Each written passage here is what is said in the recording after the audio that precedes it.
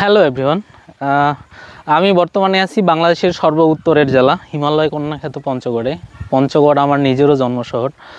So আমাদের পঞ্চগড় ইদানিং অনেক বেশি পপুলার একটা কারণ আমাদের পঞ্চগড় থেকে হচ্ছে পৃথিবীর সর্বোচ্চ পর্বতশৃঙ্গ কাঞ্চনজঙ্ঘা একদম খুব ক্লিয়ারভাবেই দেখা যায়, চমৎকারভাবেই তার সৌন্দর্য ফুটে ওঠে পঞ্চগড়বাসীর চোখে।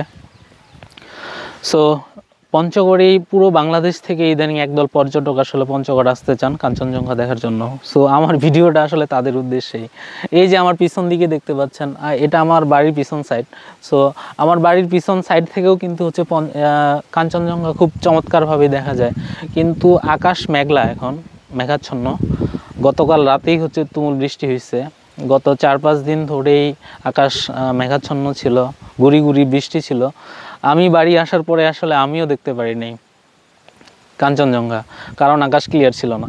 সো আপনারা যারা কাঞ্চনজঙ্ঘা আসতে চান আর কি, কাঞ্চনজঙ্ঘা দেখতে চান, সো আপনারা ওয়েদার ফোরকাস্ট খেয়াল রাখবেন। যখন দেখবেন যে পঞ্চগড়ের আকাশ ক্লিয়ার থাকে, তখনই আপনারা প্রস্তুতি নেবেন যে পঞ্চগড়ে আসার জন্য। তাইলেই হচ্ছে যে আপনারা কাঞ্চনজঙ্ঘা খুব সুন্দরভাবে দেখতে পারবেন। আর শীতের যেহেতু শুরু, সো বর্তমানে যে বৃষ্টিটা হচ্ছে, আমি মনে করি যে এই বৃষ্টিটার পরেই পঞ্চগড়ে শীত জেঁকে বসবে। সো মানে বাংলাদেশের শীত শুরুই হয় আসলে হচ্ছে যে উত্তরবঙ্গ থেকে। আর যেহেতু আমরা হিমালয়ের পাদদেশে, সো পঞ্চগড়ে শীত সবসময় বেশি থাকে, আর শীত শুরুও হয় পঞ্চগড়ে সবার আগে। সো আপনাদের উদ্দেশ্যেই ভিডিওটা, যারা পঞ্চগড় থেকে কাঞ্চনজঙ্ঘা দেখতে চান, আপনারা ওয়েদার ফোরকাস্ট খেয়াল রেখেই চলে আসবেন। আসলে তাইলেই হচ্ছে পঞ্চগড়ের আকাশ থেকে কাঞ্চনজঙ্ঘা একদম ক্রিস্টাল ক্লিয়ার চমৎকারভাবে দেখতে পারবেন।